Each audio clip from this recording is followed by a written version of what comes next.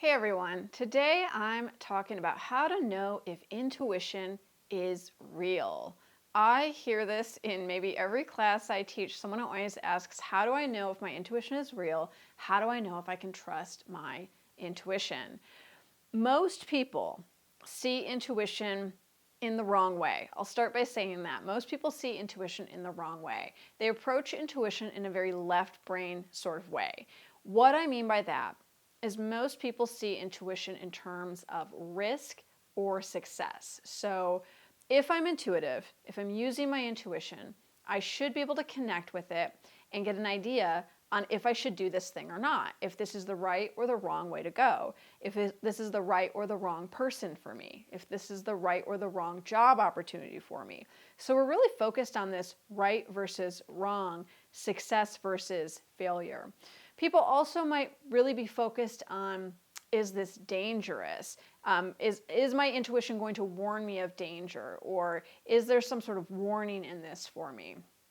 And also they want to know, is it going to predict success? So this focus on right versus wrong, the success versus failure, and the fear component of I'm afraid and I need to be warned, I need to use it to ward off threats or protect myself.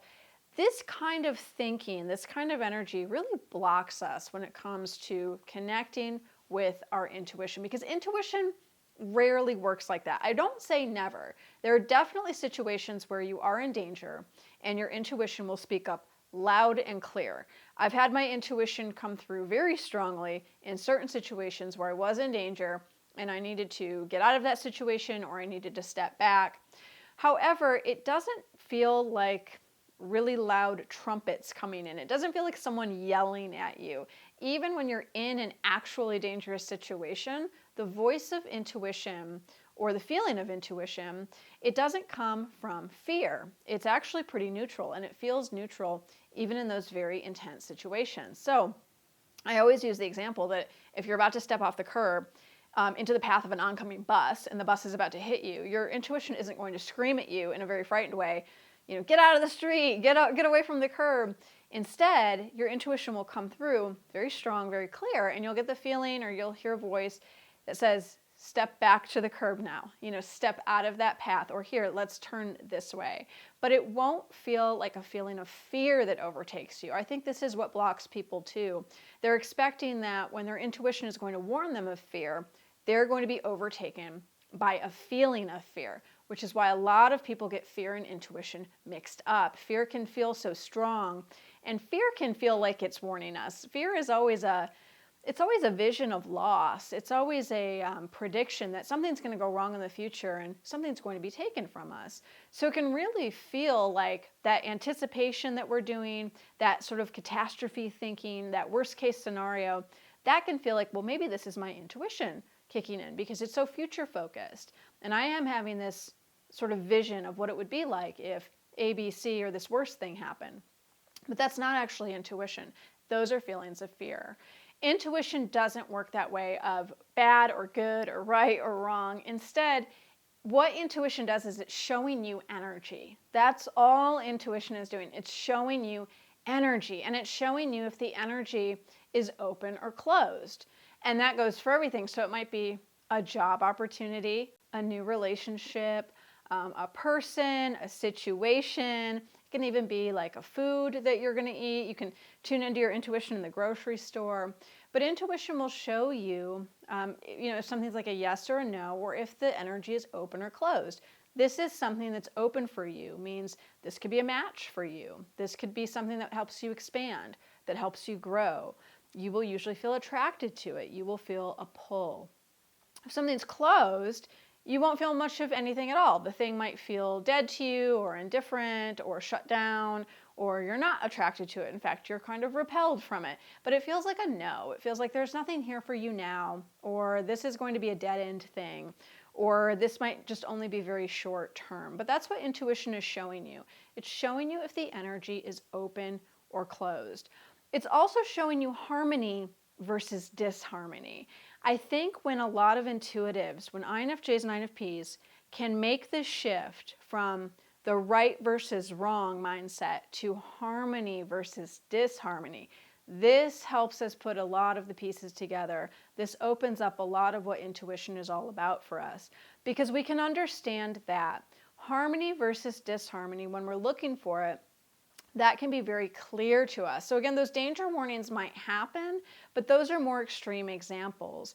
Usually we can look at a situation, how we feel in a workplace, how we feel in a friendship, how we feel in a location, how we feel in a certain item of clothing, right? It could really be anything. How we feel when we are in something, experiencing something, wearing something. We can really feel that harmony versus disharmony. We can feel it in our body usually. We can feel it in the reflection of our thoughts. We can feel like, oh, this is flowing. This feels like it's open and flowing for me versus this feels chaotic, or this feels jarring, or this doesn't feel right. And that's probably the most common thing people say when they're working with their intuition. They'll say, it just didn't feel right, or it really did feel right. And that's what we mean. When we say something really felt right, we mean it feels like there was harmony there for me. When we say it just didn't feel right, we mean there's disharmony there. So if you can make that mindset shift from right versus wrong to harmony versus disharmony, that can go a long way towards helping you work with your intuition. So take the focus off good versus bad, or safe versus danger, or risk versus success, and focus on, what are you being shown? What are you being shown about this person or this situation in your life? What is the energy trying to tell you? What is the pattern here?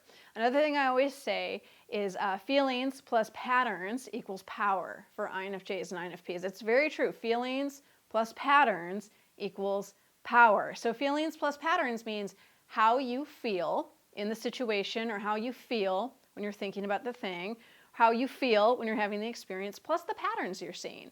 Do you feel this way every time you hang out with this person? Do you feel this way every time you go to the office? Do you feel this way every time you put on that new shirt? Or if it's not every time, is it most of the time? Is it rarely? What is the frequency of the pattern? So how do you feel, and what is the pattern attached to those feelings? That's INF power. And then lastly, does the energy feel open or closed? Does it feel like there is room for expansion here, room for growth? There's something here that's calling you to be a bigger version of yourself, or to step into a bigger level of life. Don't look for answers, because you're not going to find those right versus wrong answers with intuition. It's not a left brain thing. This is a right brain thing. Things are going to stay loose. Things are going to stay abstract. So don't look for answers, but look for possibilities, and stay open. Don't expect concrete advice from your intuition. Your intuition is not going to tell you, don't do that, that's a bad idea, or yes, do this, this will get you everything you want. It doesn't work in a sort of fortune teller kind of way. Instead, again, it's going to show you things, and it's going to show you things through your feelings. You will see that your intuition is real through practice. That means practice listening to it, practice connecting with it, and practice recording it.